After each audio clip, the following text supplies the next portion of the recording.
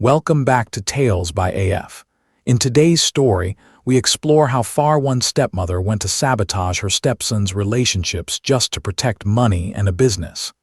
As you listen, notice the moment where you think he should have stepped in and exposed everything. My girlfriend said, "If you can't handle my ex." I replied, "You're right." Then I accepted the Singapore transfer, packed my bags, cut her off completely, and just watched as her weekend with her ex turned into the plot twist she never saw coming. I am 29, male, and last week I brought a girl to family dinner. Big mistake. You would think I would have learned after the first 5 times. My stepmom has hated every girlfriend I have ever brought home. 12 years of this woman finding something wrong with each one. Too loud, too quiet, too ambitious. Not ambitious enough, too friendly, too reserved. For a long time I thought I was just terrible at picking partners. When every relationship ends the same way, it is easy to believe you are the common problem. Turns out I was right that something was wrong. I was just wrong about who it was. That night, dinner started out normal. My dad was outside by the grill, poking at steaks with the same focus he used on engine parts at the machine shop. I was standing next to him, passing him plates, talking about work and the weather. Inside, the girl I had been seeing for a few months had offered to help set the table. She was kind, a little shy at first, the kind of person who asks if your dad needs help instead of just sitting on her phone. When we came back in with the food, she was standing by the table with a strange look on her face. Not angry, not crying, just stunned. My stepmom was across from her with her arms crossed, wearing this satisfied half-smile I knew too well. "Everything good?" I asked. "Oh yes," my stepmom said. "We had a nice chat, just some things she should probably know about you." My stomach sank. I knew what those things usually looked like. The girl glanced at me. "Your stepmom was telling me about your mom," she said carefully. "I just think honesty is important in relationships," my stepmom said, still smiling. "She should know your mother abandoned you when you were 14. That kind of trauma leaves lasting damage. Attachment issues, trust problems, emotional unavailability. Better she knows now what she is getting into than waste her time." The room went silent. My dad was still outside, completely clueless. Here is the truth. My mom did not abandon me. She died, breast cancer. 2 years of chemo, hospital rooms, and watching the strongest person I knew fade away. I was there for all of it. I held her hand the night before she died. That is the trauma, not abandonment, death. The abandonment story is my stepmom's favorite lie, and this was not the first time she had used it. The first time I heard her say it, I was 18. My first serious girlfriend had come over. Later, that girl told me my stepmom had warned her that I had abandonment rage and would probably cheat first so I would not be left again. That relationship lasted 2 more weeks. Back then, I thought my stepmom had just misunderstood. I even defended her. That is what manipulation can look like. You defend the person who keeps hurting you. Standing in that dining room, I felt something inside me finally click into place. I pulled out my phone and kept my voice calm. "You are right," I said to the girl. "I do have issues, but not the ones she is describing." My stepmom's smile flickered. "My mom died when I was 14, I said. "Cancer. 2 years of watching her deteriorate. No abandonment, just death." The girl's face went pale. She looked from me to my stepmom. My stepmom tilted her head, put on her soft, fake concern. "Sweetheart, I know that is what you believe," she said, "but denial is part of grieving. When someone tries to rewrite your own memories to your face, that is not concern. That is control. And there is something else you should know," I added, unlocking my phone. "This is from 2 weeks ago. My stepmom's book club. I dropped off groceries and accidentally left my phone recording in the kitchen. I had not planned it at first. That day I had walked in, said hello, set the bags down, and forgotten my phone on the counter. When I came back an hour later and picked it up, the recording app was still running. Curiosity made me listen that night. What I heard changed everything. I hit play. My stepmom's voice filled the dining room, clear and sharp. "This new girl seems sweet, but give it a month. I have gotten rid of 5 already. He has no idea." Last one, I told her he had anger management issues. Completely made up, but she bought it. The one before that, I mentioned he was broke and borrowing money. This time I am thinking the abandonment story again. Works every time. They get scared of all the emotional baggage and run. Just need to keep this up a few more years until he gives up entirely. Then my son gets the full inheritance. Why should my boy have to split his father's business 50-50 with someone who is not even mine? One of her friends replied, sounding uneasy. That seems harsh. My stepmom laughed in the recording. That is called protecting my family. I stopped the audio. Nobody moved. The air felt heavy. The girl I brought was staring at my stepmom, mouth slightly open. My stepmom had gone from smug to pale. That is taken out of context, she said. There is more, I replied. I pulled up another recording from a month earlier.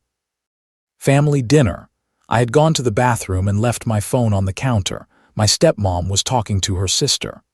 Once the will is updated and my son is listed as primary beneficiary, I do not care what happens with him, she said. But right now, if he gets married, everything splits evenly. Cannot risk that.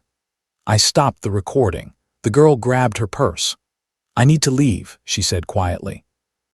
Not because of you, because of this. Sometimes people are not afraid of you, they are afraid of what surrounds you. My stepmom lunged at me. Delete those. You cannot record people, she said, reaching for the phone. One-party consent state, I said, stepping back. I can. That was when my dad walked in, holding a plate of burgers, smiling like it was any other Sunday. What is going on? He asked. Dad, I said, sit down. You need to hear some things. Later, people would ask me if doing all of this at dinner was too public. The truth is, if I had pulled him aside quietly, she would have filled the space with her version first. After the girl left, she texted me later that night. She said she was sorry I had to deal with that she was not running from me, just from the situation, and that she still wanted to talk. We are still together, months later. The difference now is that I know the problem was never me not being lovable. The problem was someone working very hard to make sure no love could stay. That night, my dad and I sat at the table with my phone between us. My stepmom stood at the other end of the room, arms crossed tight, ready to deny everything. I hit play on the first recording, then the second, then a third and fourth I had captured on different days. Little pieces, comments at the sink, phone calls in the hallway, book club conversations, 40 minutes in total. My dad's face changed slowly. Confusion first, then anger that made his jaw tense, then something deeper like grief when he realized this was not a one-time thing. This was a pattern. 12 years, he said softly. She has been doing this for 12 years. I only put it together recently, I said. Before that, every time a girlfriend left saying I had too much baggage or that my family felt off, I thought it was me. My stepmom tried every line she could think of. Those are fake. He edited them, she said. My dad looked at her. That is your voice, he said. I was joking with my friends, she insisted. You named 5 girlfriends and explained exactly how you sabotaged each relationship, I said. Then came the tears. I had seen them many times over the years. They had worked on me before. I was protecting you from gold diggers, she said, voice shaking. What gold? My dad asked. He is an engineer. He has student loans. He is not sitting on millions. That was when the real motive came out. My dad explained that he had been planning to update his will. Right then, everything would go to her if he died, with the understanding that she would take care of both me and her son, my stepbrother. He had wanted to change it so his share of the family machine shop would be split evenly between the two of us. The shop is worth a lot, not billionaire money, but enough that half is life-changing. She did not want me getting half. You cannot give him that, she screamed, voice rising. My son deserves that business. He has worked there 3 years. And my son is my son, my dad said quietly. It does not matter who his mother is. She snapped, threw a wine glass at the wall. Called me a manipulative little snake for recording her, said I was stealing her son's birthright. My dad stayed calm. You need to move into the guest room while we figure this out, he said, or you can stay with your sister for a while. If anyone is leaving, it should be him, she said, pointing at me. This is my house. I owned this house before we married, my dad said. Guest room or find somewhere else. Sometimes a parent choosing you is quiet. It is not a speech. It is a simple sentence that says you are not the problem. Her sister showed up 30 minutes later. She came in hot, the way some family members do when they are only hearing one side. "You are destroying your family over some recordings," she said to my dad. "He probably edited them. This is elder abuse." My dad is 61, runs marathons, and still works full-time. Elder abuse is not the issue. He asked her to leave. She threatened to take this to court, whatever that meant in that moment. Eventually, she left with my stepmom, who packed a bag and shouted that we would regret this. The next day, my stepbrother called. I expected him to be furious with me. Instead, he sounded shocked. "Dude, what has my mom been doing?" he said. "She called me crying about you poisoning Dad against her. But when I asked if she really sabotaged your relationships, she could not even deny it. She just kept saying she was protecting the family." "You did not know any of it?" I asked. "I knew she did not like your girlfriends," he said. "I thought she was just picky. I did not know she was making things up. This is messed up. I do not want the business if this is how she thinks she has to secure it." He called her later and told her that. She accused him of being brainwashed by me and my dad.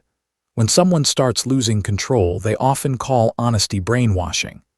Meanwhile, my stepmom was blowing up my dad's phone. The texts shifted back and forth. Some said, "I am so sorry, I was scared about money." Others said, "My lawyer says I am entitled to half of everything, including the business." She called me and left a voicemail. "You have always been jealous of my son," she said. "You have always wanted your dad to yourself. When he realizes what you have done, you will be left with nothing. I gave 12 years to this family. You are not taking that from me." The projection was intense.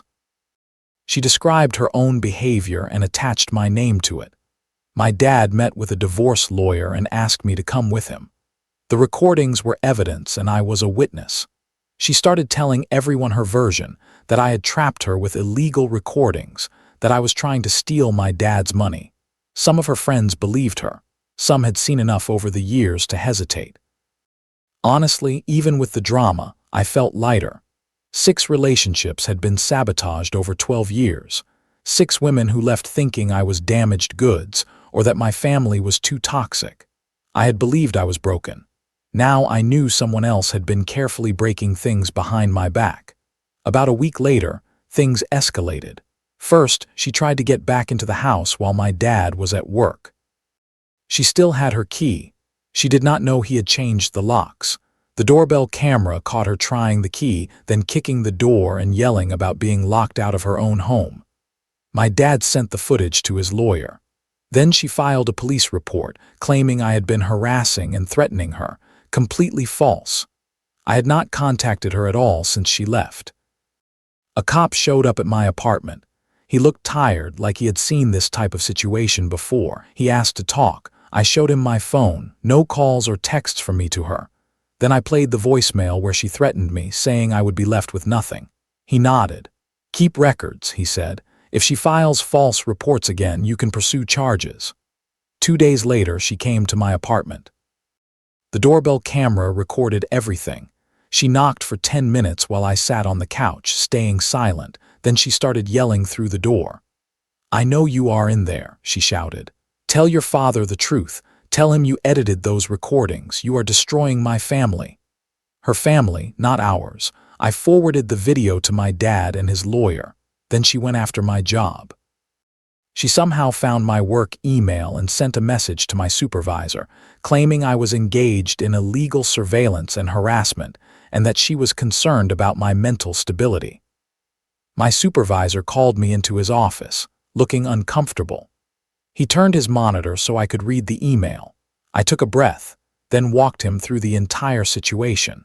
I showed him proof the recordings existed. I explained the divorce, the false police report, and the doorbell camera footage. He listened quietly, then nodded. "So you are dealing with a vindictive ex-stepmother," he said. "We will document this as harassment toward you. If she contacts us again, we will let you know." She had tried to get me fired. Instead, she just confirmed to my workplace that she was the problem. My stepbrother called again, sounding worn out. "Mom is planning something," he said. She keeps talking to her sister about making Dad see the truth and protecting what is ours. It sounds bad. I do not know what she is thinking, but be careful." "Thanks for letting me know," I said. "She also asked me to lie for her," he added. "She wanted me to tell people you have always been violent and that she was scared of you." I told her no. She called me a traitor and hung up. Watching him realize who his mother really was might have been the saddest part. Parents are supposed to be a safe place, not a source of confusion. Soon after that, my dad got served with divorce papers. That part was expected. What was not expected was the request for a restraining order, claiming he had been emotionally and financially abusive and that she feared for her safety. There was no evidence, just accusations.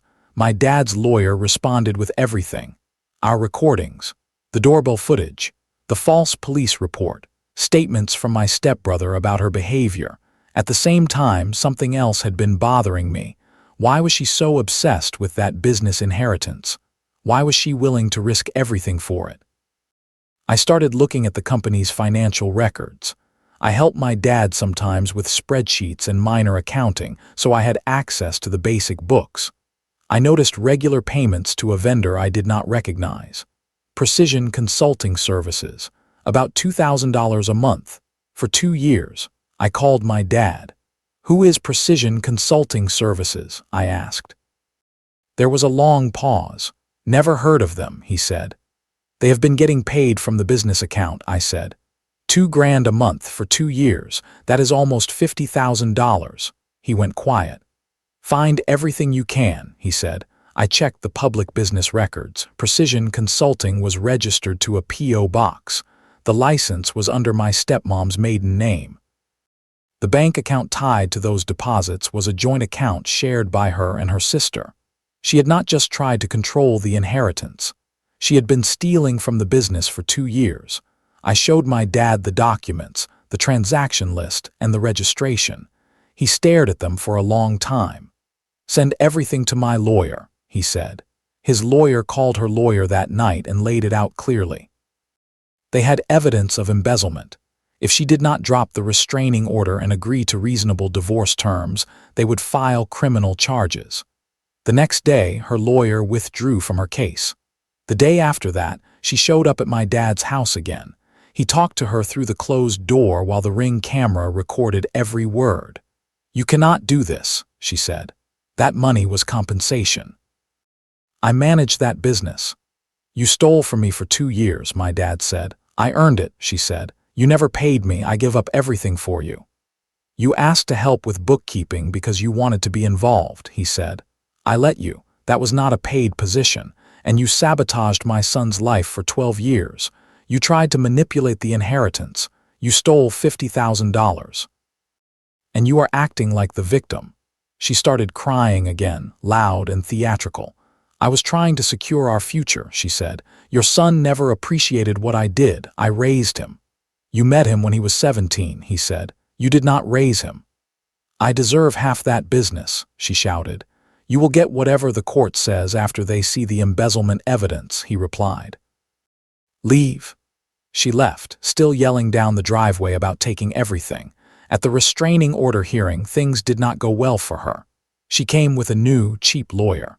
The judge reviewed the police report she had filed against me, the doorbell footage, the email to my employer, and the financial evidence of embezzlement that my dad's lawyer mentioned. The request was denied. The judge told her lawyer in front of everyone that frivolous filings waste the court's time. She started yelling at the judge. "He turned my son against me," she said. "He is isolating me. They are both manipulating everything." "Ma'am," the judge said, "compose yourself or you will be held in contempt." She did not stop. She kept yelling about how she dedicated her life to this family, how she was being betrayed. The judge sighed. "Contempt of court, $500 fine," he said. Security escorted her out. My dad then filed a formal police report for the embezzlement. The business records were clear. The charges went through. In the end, she took a plea deal. The embezzlement charges stuck. $48,000 stolen over 2 years were fully documented. She claimed it was compensation, but her own lawyer told her to stop talking and to accept probation, restitution, and community service. No jail time. My dad was fine with that. He just wanted his money back and his life back. The restitution she owed was taken out of the divorce settlement. She would have received about $90,000 from marital assets. After the deduction for the theft, she walked away with around $45,000 in her car. She tried to argue that she deserved half the business. The judge did not agree. He pointed to the theft and the documented pattern of manipulation. The house stayed with my dad. The retirement account stayed with my dad. The business stayed with my dad. She got a portion of the savings. She now lives with her sister in a 2-bedroom apartment. According to my stepbrother, who still talks to her sometimes with careful boundaries, she is bitter. She tells everyone she was betrayed and robbed by her ungrateful stepson and manipulative ex-husband. She takes no responsibility. Her sister even called my dad at one point. She made mistakes, but gave you 12 years, her sister said. You could help her get back on her feet. She sabotaged my son and stole from me, my dad answered. She got what the law said she deserved. We are done. She tried the word forgiveness. He used the word boundaries. My stepbrother eventually cut contact with her after she demanded he choose sides. He chose my dad. He chose peace. He still works at the shop with my dad. They are closer now than they were when she was in the middle, quietly adding poison to every conversation. She spent 12 years trying to push you out so I would inherit everything, he told me once. But all she really did was lose the family she already had. The will is now updated. My dad's portion of the business goes 50-50 to me and my stepbrother. There is a trust in place so it cannot be challenged easily. The girl I brought to that dinner is still with me. It has been 8 months now. She thinks the whole story is surreal, but she has stood by me through it all. Family dinners now are quiet, calm, sometimes even funny. It is interesting how peaceful life becomes when you remove one person who thrives on chaos. I started therapy. 12 years of manipulation does not leave your mind easily. My therapist pointed out something hard to hear. Over time, I had started to do some of my stepmom's work for her. I would pick apart my own relationships before they got serious. I would look for flaws, pick fights, assume things would end badly. Because if I ended it first, she could not ruin it. Unlearning that is not simple. It is a slow process of catching yourself when you expect drama and realizing you do not have to live that way. I reached out to 2 of my exes, not to get them back, just to say, here is what was happening behind the scenes. I am sorry you got caught in that. One appreciated the honesty. One told me to never contact her again. Both reactions made sense. A few weeks ago, my stepmom tried one last move. She sent a letter to my apartment. Actual pen and paper. The handwriting I had seen on birthday cards for years. She wrote about how she had always loved me like a son, how she was devastated by the misunderstanding, how we were still family, how she hoped we could heal. Then, at the end, came the real request. I lost everything, she wrote. My marriage, my home, my security. I am 59 and starting over with nothing. I am asking you, person to person, if you could talk to your father about helping me. Just enough to get a small place, please. I know you have a kind heart. I showed the letter to my dad. He gave a short, sad laugh. She still does not understand, he said. She still thinks the problem is that we have hard hearts, not that she crossed every line. I wrote back one sentence. You did not lose everything, you threw it away. I have not heard from her since. I do not expect to. So that is where things stand. Is this a happy story? Not fully. A family was broken. My stepbrother lost the version of his mother he thought he knew. My dad lost 12 years with someone he believed he could trust. I lost a big chunk of my 20s living under a story that told me I was unlovable and broken. But it is an honest ending. She faced real consequences. She lost her marriage, her money, and the relationships she used to claim as proof of how loyal she was. Not because we were cruel, but because she chose manipulation and greed over kindness and honesty. And me. I am learning to trust again, learning that not every relationship is doomed. Learning that my mom, the one who actually raised me, would probably be furious that I let someone use her death as a weapon for more than a decade. I'm also learning that sometimes the only way to protect your future is to let the old version of family fall apart. Here are some lessons from this story. Lesson 1. If someone repeatedly destroys your relationships, they are not protecting you. They are protecting their own control and comfort. Lesson 2. When inheritance and money are involved, pay attention to who suddenly wants to manage everything. Greed often hides under words like family and protection. Lesson 3. Documentation matters. Recordings, emails, messages, and receipts can keep you safe when people start lying about what really happened. Lesson 4. You are allowed to set boundaries with family members. Being related does not give anyone the right to sabotage your life without consequences. Lesson 5. People who never take accountability will often rewrite the story so they are always the victim. You cannot make them see the truth. You can only choose not to live inside their version of it. Lesson 6. Healing from long-term manipulation takes time, help, and patience with yourself. You may need to relearn what healthy relationships look like and feel like. What about you? In his place, when would you have taken action? Would you have confronted your stepmother at that dinner table or tried to handle it quietly behind the scenes? And have you ever dealt with a family member who tried to control your life or relationships in the name of love? Share your thoughts in the comments and let us know how you see this story.